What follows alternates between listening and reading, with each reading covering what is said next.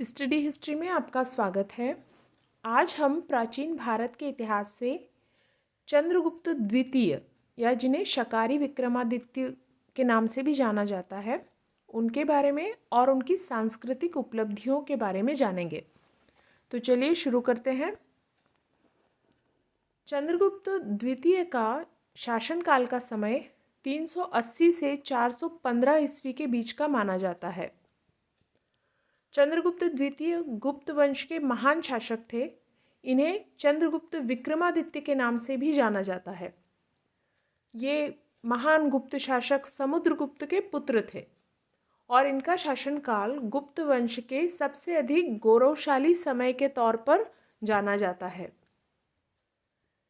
शकों को पराजित करने के कारण भारतीय अनुश्रुतियों में इन्हें शकारी विक्रमादित्य कहा गया है।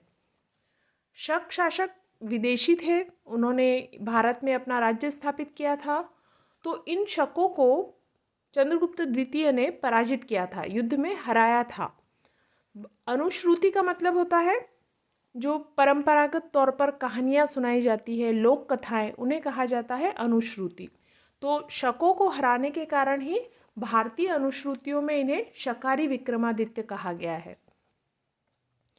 इनके समय की जानकारी हमें अलग अलग स्रोतों से मिलती है, जैसे महाकवि कालिदास के ग्रंथ, चीनी यात्री फाहियान के जो यात्रा वृतांत है, मथुरा का स्तंभ लेख और शिलालेख, उदयगिरी से प्राप्त 2 अभिलेख, गढ़वा का लेख, सांची से प्राप्त अभिलेख और गुप्तकालीन सिक्के, यानी बहुत सारे स्रोत हैं जिससे हमें इनके बारे में जानकारी प्राप्त होती है।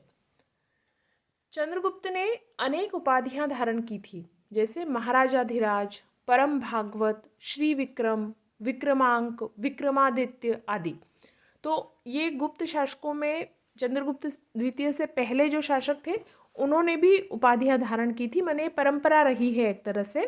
तो इसी तरह से चंद्रगुप्त द्वितीय ने बहुत सारी उपाधियां धारण की थी।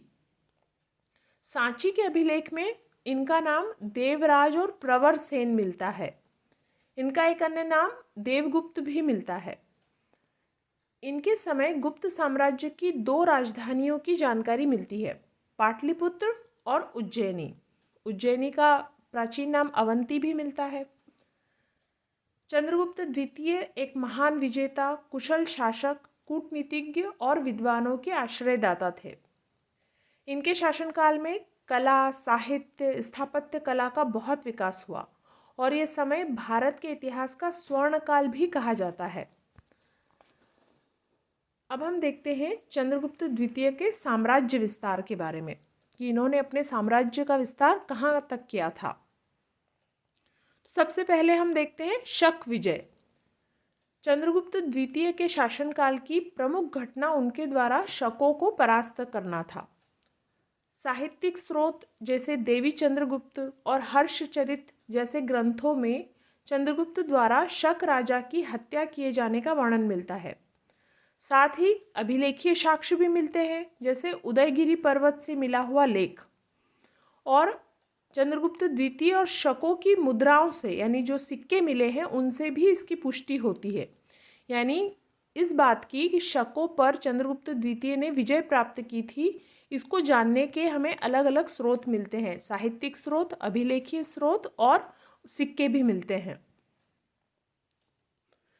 भारतीय अनुश्रुतियों से भी चंद्रगुप्त की शक विजय की पुष्टि होती है। इनमें चंद्रगुप्त को शकारी कहा गया है। इतिहासकारों का यह मानना है कि यह विजय 389 ईस्वी से 412 ईस्वी के बीच में किसी समय हुई होगी। चंद्रगुप्त द्वितीय ने शक शासक रुद्र सिंह तृतीय को पराजित कर शक राज्य को गुप्त साम्राज्य में मिला लिया था। यानी जिस शक राजा को पराजित किया था उसका नाम था रुद्र सिंह तृतीय। चंद्रगुप्त द्वितीय ने भारत से शक सत्ता का उन्मूलन कर शकारी की उपाधि धारण की। चंद्रगुप्त द्वितीय की विक्रमांक और विक्रमादित्य की उपाधियां भी इसी विजय की ओर संकेत करती है, क्योंकि भारतीय परंपरा के अनुसार 57 ईस्वी पूर्व में राजा विक्रमादित्य ने भी इस प्रकार शकों का उन्मूलन किया था। संभवतः चंद्रगुप्त ने भी इसी कारण ये उपाधियां धारण की होगी। तो जो प्रसिद्ध इतिहासकार है डॉक्टर मजूमदार, उनका ये मानना था कि चंद्रगुप्त द्वितीय ने ये जो उपाधियां धारण की थी ना, शकारी या विक्रमादित्य, विक्रमांक, ये सब एक तरह से हिंदू पौराणिक गाथाओं में दिए गए प्रतीक है। यानी जो पुरानी जो कथाएं हैं उसमें ये जो उपाधियां हैं इनको प्रतीक के तौर पर राजाओं के द्वारा धारण किया जाता था। तो उसी से प्रेरित होकर चंद्रगुप्त ने भी ये उपाधियां धारण की थी। तो उन कथाओं में एक हमें वर्णन ये भी मिलता है कि 57 ईसा पूर्व में एक विक्रमादित्य नामक राजा हुए थे, उन्होंने भी शकों का उन्मूलन किया था और उनको भी शकारी कहा जाता था। तो चंद्रगुप्त ने भी संभवतः इसी कारण ये उपाधियां धारण की थी, शकारी, विक्रमादित्य। तो शकों के अलावा भी चंद्रगुप्त ने अपने साम्राज्य का विस्तार करने के लिए बहुत सारी विजय हासिल की, जैसे गणराज्यों पर विजय। यानी गुप्त काल के दौरान जो गणराज्य थे उन पर उसने अपना अधिकार स्थापित किया, उनको विजय प्राप्त करके अपने राज्य में मिला लिया। फिर एक हमें उल्लेख मिलता है वाहलिक विजय। वाहलिक क्षेत्र कौन सा था, इसके बारे में इतिहासकारों में थोड़ी अलग अलग राय है, लेकिन सर्वमान्य राय ये है कि ये वाहलिक जो है वो पंजाब वाला क्षेत्र था। यानी व्यास नदी के दोनों तरफ का जो क्षेत्र है वो वही क्षेत्र वाहलिक के नाम से जाना जाता था। अतः चंद्रगुप्त ने इसी प्रदेश में जो कुषाण शासक वहाँ पर शासन कर रहे थे उनको पराजित किया था। फिर एक विजय का उल्लेख मिलता है पूर्वी प्रदेशों पर विजय।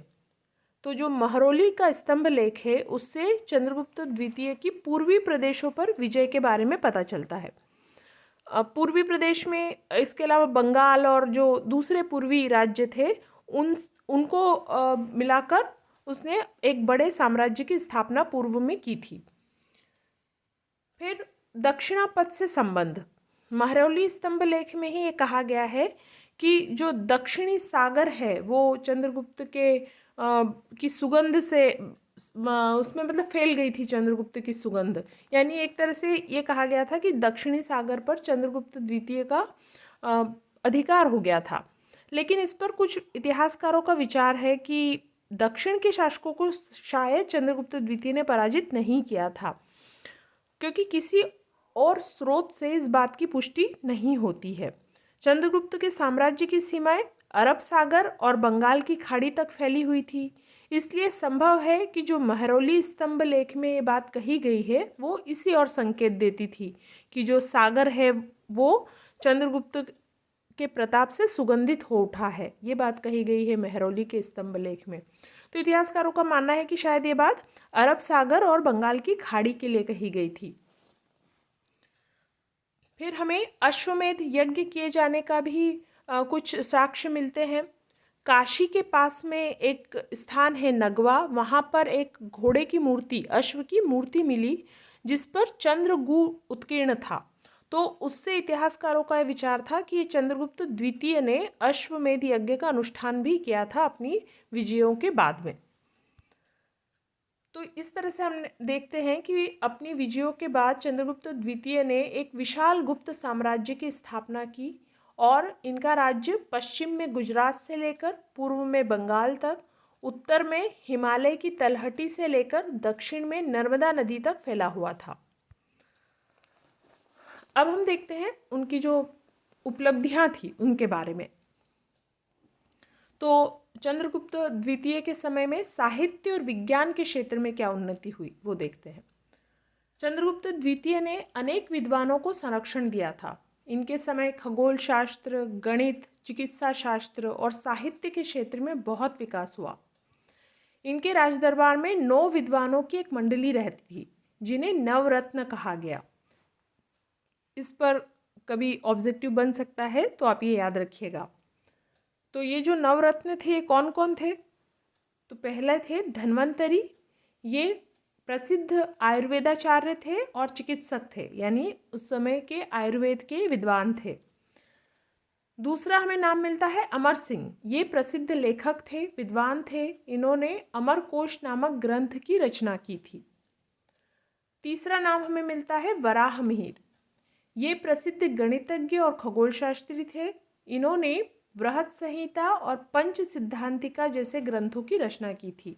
ये बहुत प्रसिद्ध खगोल शास्त्री और गणितज्ञ रहे थे और इनकी पुस्तकें भी बहुत प्रसिद्ध है, बृहत संहिता और पंच सिद्धांतिका। फिर अगला नाम हमें मिलता है कालिदास। ये महाकवि कहे जाते हैं। इन्होंने अनेक काव्य और नाटकों की रचना की है। कालिदास ने बहुत सारी रचनाएं की है, उनमें से कुछ प्रसिद्ध रचनाएं हैं अभिज्ञान शाकुंतलम, विक्रमोर्वशीयम, मालविका अग्निमित्र, रघुवंश, कुमार संभव, मेघदूतम और ऋतुसंहार। फिर एक नाम हमें मिलता है वररुचि। वररुचि संस्कृत साहित्य के विद्वान थे। अगला नाम है वेताल भट्ट। ये संस्कृत भाषा के लेखक थे और इन्होंने नीति प्रदीप की रचना की थी। जो विक्रम बेताल की कहानी हम सुनते हैं ना, वो ये माना जाता है कि शायद यही बेताल और जो विक्रमादित्य से विक्रम उनकी कहानी थी ये। फिर हमें नाम मिलता है घट खरपर। ये संस्कृत के कवि थे। घट खरपर काव्य की इन्होंने रचना की थी। फिर 8वां नाम हमें मिलता है शपणक। ये बौद्ध विद्वान थे। और अंतिम नवरत्न थे शंकु। ये संस्कृत के विद्वान थे। तो इस तरह से ये नवरत्न थे जो चंद्रगुप्त द्वितीय के दरबार में निवास करते थे। मेहरौली का जो लौह स्तंभ है उसका निर्माण चंद्रगुप्त द्वितीय के समय में किया गया था। मेहरौली का लौह स्तंभ प्रसिद्ध है इसलिए कि वो खुले आसमान के नीचे इतने सालों से खड़ा है, फिर भी उस पर जंग नहीं लगा है। यानी उस समय ऐसे इस्पात को, ऐसा लोहा बनाने की खोज कर ली गई थी जिस पर जंग नहीं लगता था। तो ये एक उपलब्धि थी प्राचीन काल के हिसाब से। इस स्तंभ का वजन 6 टन से ज़्यादा है और ये ऐसा माना जाता है कि संभवतः ये उदयगिरी की गुफा के बाहर स्थापित किया गया था। वर्तमान में ये कहाँ है? मेहरौली, दिल्ली में स्थित है। तो ऐसा माना जाता है कि तोमर शासक अनंगपाल तोमर, जिन्होंने दिल्ली शहर बसाया था, उनके द्वारा 11वीं सदी में इस स्तंभ को यहाँ लाकर स्थापित किया गया था। यानी दिल्ली शहर जिन तोमर शासक ने बसाया था, अनंगपाल ने, उन्होंने ही 11वीं सदी में ये जो मेहरौली का स्तंभ है इसको यहाँ लाकर लगाया था।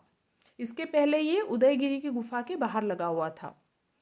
तो ये जो स्तंभ है इस पर हमें चंद्रगुप्त द्वितीय का लेख भी मिलता है। चंद्रगुप्त द्वितीय के समय चित्रकला, मूर्तिकला और मंदिर निर्माण कला का बहुत विकास हुआ। चंद्रगुप्त द्वितीय वैष्णव धर्मावलंबी थे और उन्होंने परम भागवत की उपाधि धारण की थी, किंतु वह एक धर्म सहिष्णु शासक थे। उनके राज्य में अनेक ऊंचे पदों पर अलग अलग धर्मों के लोग आसीन थे। जैसे उनके जो संधि विग्राहक थे वो शैव धर्म को मानने वाले थे, वीरसेन, और ये खुद वैष्णव धर्म के अनुयायी थे। और ऐसे ही उनके जो सेनापति थे वो बौद्ध थे। यानी ऐसा नहीं था कि ये खुद वैष्णव संप्रदाय को मानते थे तो उन्होंने दूसरे धर्म के लोगों को अपने राज्य में जगह नहीं दी थी। दूसरे धर्म के लोग भी ऊंचे पदों पर आसीन थे, यानी ये धर्म सहिष्णु शासक थे। उन्होंने सांची महाविहार को 25 दिनार और ग्राम भूमि दान में दी थी। यानी उन्होंने सांची विहार बौद्ध धर्म से जुड़ा हुआ था, उसको भी उन्होंने भूमि दान दी और दिनार दान में दिए थे। तो उससे पता चलता है कि वो धर्म सहिष्णु थे। अब हम देखते हैं चंद्रगुप्त द्वारा चलाए गए सिक्के। चंद्रगुप्त द्वितीय ने अपने शासनकाल के दौरान अनेक सिक्के चलाए। इस समय सोने, चांदी और तांबे की मुद्राएं प्राप्त हुई है। स्वर्ण मुद्राएं बहुत तरह की मिली है इनके समय की। उसके कुछ प्रकार होते थे, जैसे धनुर्धारी, छत्रधारी, पर्यंक, सिंह निहंता, अश्वारोही, ये स्वर्ण मुद्राओं के प्रकार थे जो चंद्रगुप्त द्वितीय के समय की मिली है। मालवा और गुजरात के शक शासकों को पराजित करने के उपलक्ष्य में चंद्रगुप्त द्वितीय ने चांदी के सिक्के चलाए। यानी जो शक शासक थे जिनको इन्होंने पराजित किया था वो कहाँ पर शासन कर रहे थे? मालवा और गुजरात वाले क्षेत्र में। तो जब उन्होंने उनको पराजित किया तो इस जीत की खुशी में उन्होंने इसके उपलक्ष्य में चांदी के सिक्के चलाए। उस समय स्वर्ण सिक्कों को दिनार और चांदी के सिक्कों को रुपये का कहा जाता था। जो दिनार शब्द है ना वो ओरिजिनली संस्कृत का शब्द है। तो स्वर्ण सिक्कों को कहा जाता था दिनार और चांदी के सिक्कों को रुपये का।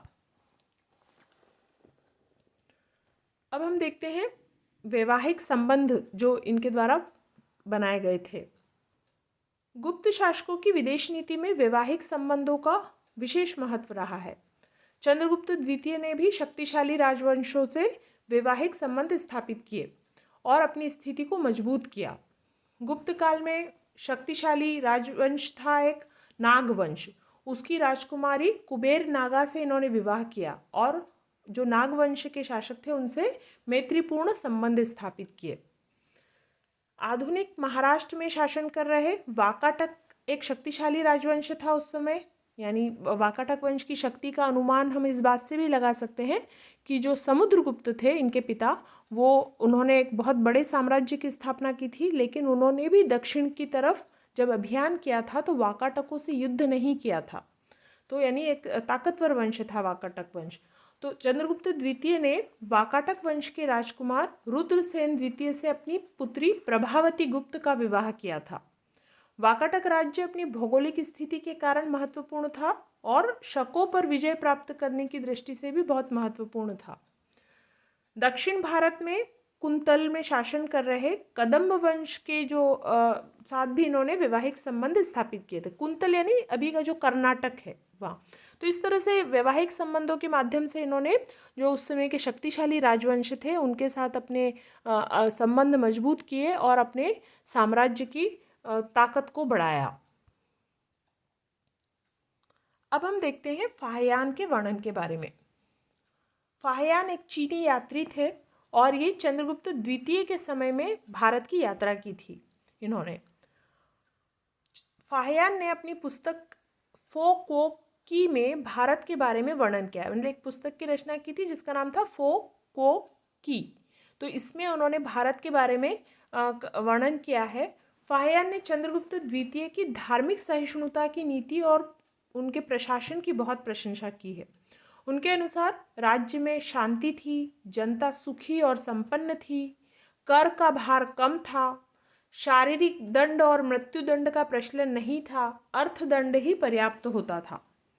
यानी फाहियान ने उनके प्रशासन की, चंद्रगुप्त द्वितीय के प्रशासन की बड़ी प्रशंसा की और ये कहा कि जनता के ऊपर टैक्स का भार कम है, जो कर लिया जाता है उसका भार कम है, दंड जो है तो मृत्यु दंड और शारीरिक दंड नहीं दिया जाता था, कम दिया जाता था, उसकी जगह अर्थदंड यानी जो जुर्माना लगाया जाता था। आर्थिक दिशा पे प्रकाश डालते हुए फाहियान ने कहा है कि इस समय भारत का व्यापार उन्नत अवस्था में था। उन्होंने सफ़ेद रेशम लेकर जहाज़ों के भारत आने वाले एक व्यापारी का उल्लेख किया, बड़े बड़े जहाज़ों के चलने की बात कही।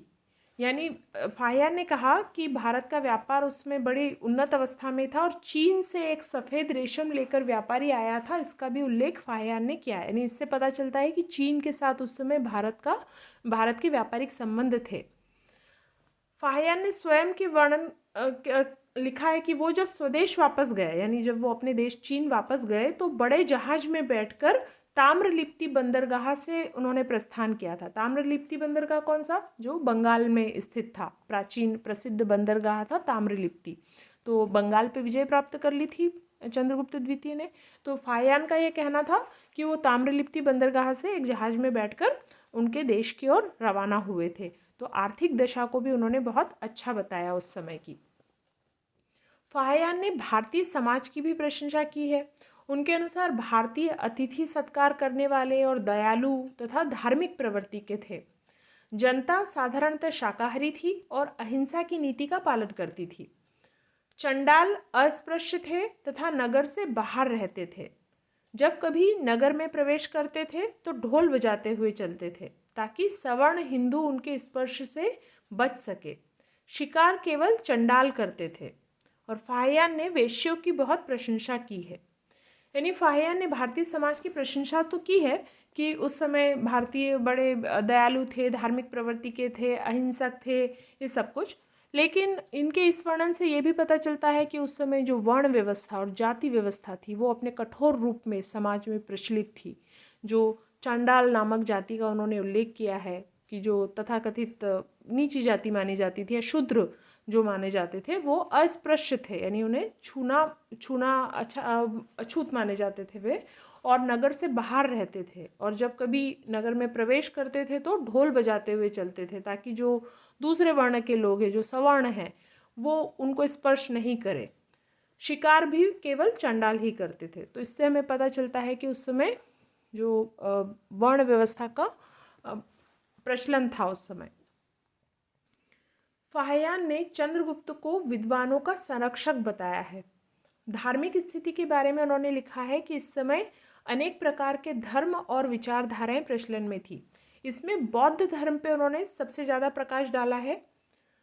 वैशाख की अष्टमी को एक महत्वपूर्ण उत्सव मनाए जाने की बात कही है। मतलब इस समय एक ऐसा उत्सव मनाया जाता था, त्यौहार मनाया जाता था वैशाख की अष्टमी को।